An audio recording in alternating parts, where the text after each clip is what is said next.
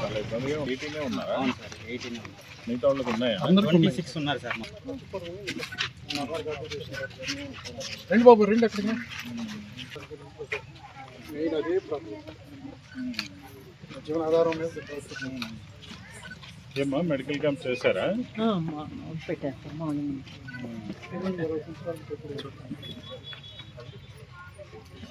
మన గౌరవ కలెక్టర్ గారు శ్రీ జె వెంకటమురళి గారు ఈ కార్యక్రమంలో ఈ ముఖ్య అతిథిగా ఇచ్చేసి ఉన్నారు. ఈ కరోనా నివసించేటువంటి వారందరినీ ఉద్దేశించి చేవూరు పెద్దయ్య గారు, మడికాళ్ళ భూలక్ష్మి,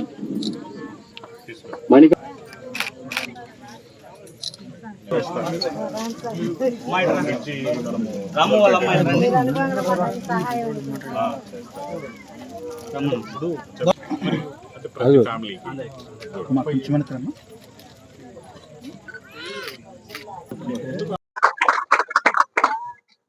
ట్రైబల్ వెల్ఫేర్ కమిషనర్ గా పనిచేసినప్పుడు ట్రైబల్ ని అతి సమీపంగా చూడడం, వాళ్ళ ఆర్థిక పరిస్థితిని, పేదరికాన్ని పూర్తి స్థాయిలో అర్థం చేసుకోవడం, శ్రీశైలం ఐటీడీఏ ప్రాజెక్ట్ ఆఫీసర్ గా ఉన్నప్పుడు మరి PVTGs, particularly vulnerable group tribals ఎవరైతే ఉన్నారో చెంచులు, వాళ్ళ యొక్క జీవన స్థితిగతుల్ని, పేదరికాన్ని, వారి పరిస్థితుల్ని అతి సమీపం నుంచి చూడడం, మనసులో ఒక పరిస్థితి ముద్రించుకొని పోయింది. ఏమని అంటే, ట్రైబల్ ఎక్కడున్నా కడు పేదరికంలో ఉంటారు, వాళ్ళకి మరి మిగతా వర్గాల వాళ్ళు వాళ్ళ హక్కుల్ని గట్టిగా సంఘటితంగా సాధించుకునే పరిస్థితి ఉంటుంది. ట్రైబల్ వారి బలహీనత వల్ల, ఆర్థిక పరిస్థితి, పేదరికం వల్ల, సంఘటితం కాలేకపోవడం వల్ల, రాజకీయంగా అంత చైతన్యం కాకపోవడం వల్ల వాళ్ళు వాళ్ళ హక్కుల్ని సాధించుకోలేక, వాళ్లకు ప్రభుత్వం నుంచి రావాల్సినటువంటి సదుపాయాల్ని కూడా కల్పించుకోలేక ఇబ్బందుల్లో ఉంటారనే విషయం అందరికీ తెలిసిందే.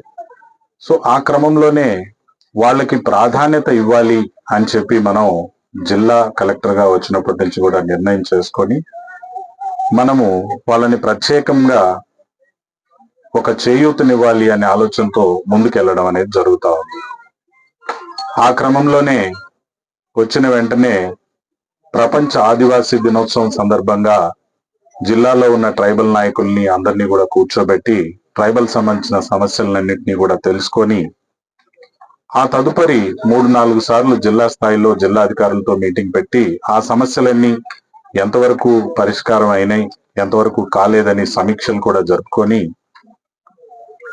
మనకు 2 రకాలుగా ఇబ్బంది ఉంటుంది. ఒకటి ఆర్థికంగా, అంటే బడ్జెటరీ సపోర్ట్ అనే ఇబ్బందులు ఉంటాయి. కుటుంబంలో ఏ విధంగానైతే మన కోరికలన్నీ తీర్చగలిగినంత డబ్బు మనకు ఉండదో, అదే విధంగా ప్రభుత్వం నుంచి కూడా మనకు అన్ని సదుపాయాల్ని ఒకేసారి కల్పించగలిగినంత బడ్జెటరీ సపోర్ట్స్ ఉండవు. అయినప్పటికీ మనము ఒక్కొక్కటిగా సమస్యని పరిష్కారం చేసుకుంటూ అన్ని సమస్యల్ని పరిష్కారం చేసే దిశగా మనం మూవ్ అవుతూ ఉంటాం. అట్లానే జిల్లా అధికారుల్ని కానీ, మండల స్థాయి అధికారుల్ని కానీ సమస్యల పరిష్కారంలోకి నిమగ్నం చేసేటప్పుడు కూడా మరి అందరు అధికారుల్లో కూడా అదే విధమైనటువంటి చైతన్యం లేదా కమిట్మెంట్ అనేది కనపడదు. మరి మనము నిరంతర సమీక్షలు చేయడం ద్వారా, అనేకమైనటువంటి మెథడాలజీ పద్ధతుల ద్వారా వాళ్ళందరినీ కూడా ఈ సేవలోకి నిమగ్నం చేసేటువంటి పరిస్థితిని మనం చేస్తూ ఉంటాం. ఆ రకంగా చేసే క్రమంలోనే ఇటీవల మరొక నిర్ణయం తీసుకోవడం జరిగింది. మరి మీ గ్రామానికి వచ్చి చూసినట్టయితే మీరు ఎంతటి ఇబ్బందుల్లో ఉన్నారనేది ప్రత్యక్షంగా కళ్ళకు కట్టినట్టుగా కనపడతా ఉంది. మరి ఇలాంటి ఇబ్బందులు ఉండి కూడా మీరు గ్రీవెన్స్ గానీ అట్లా వచ్చి మీ సమస్యల్ని తెలియజేసి వాటి పరిష్కారం కోసం మీరు సరిగ్గా ముందుకు రాలేరేమో అని చెప్పి ప్రత్యేకంగా ఒక రోజు మీకోసం పెడితే బాగుంటుందని ఆలోచన చేసి ప్రతి నెలలో 4వ శుక్రవారం రోజున తప్పనిసరిగా కేవలం గిరిజనుల యొక్క గ్రీవెన్సెస్ మాత్రమే సేకరించడం కోసం మనము ఒక grievance day, tribal grievance day అని స్పెషల్ గా మనం పెట్టుకోవడం అనేది జరిగింది.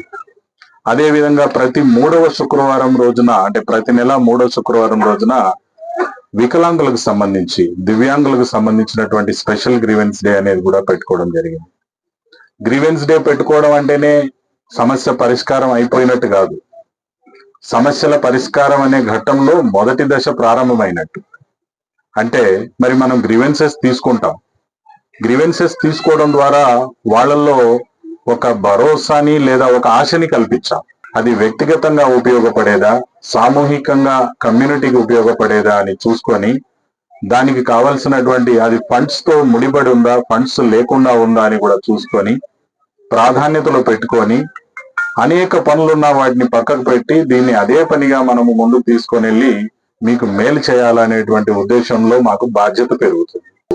స్థానిక ఎమ్మెల్యే గారి ద్వారా గాని, భగవాన్ గారి ద్వారా గాని, ఇతర జిల్లా అధికారుల ద్వారా గాని నాకు కొన్ని సమస్యలు నా దృష్టికి వచ్చాయి. సో వీటన్నింటికంటే ముందుగానే ఆధార్ అనేది మన దేశంలో ఎంత ముఖ్యమైంది అనేది అందరికీ తెలుసు. ప్రతి ఒక్కరు కూడా ఆధార్ తీసుకున్నారు. కానీ ఇప్పటికీ మరి ట్రైబల్ గిరిజనులైనటువంటి యానాదుల కుటుంబాల్లో వందల సంఖ్యలో, వేల సంఖ్యలో ఆధార్లు లేవు.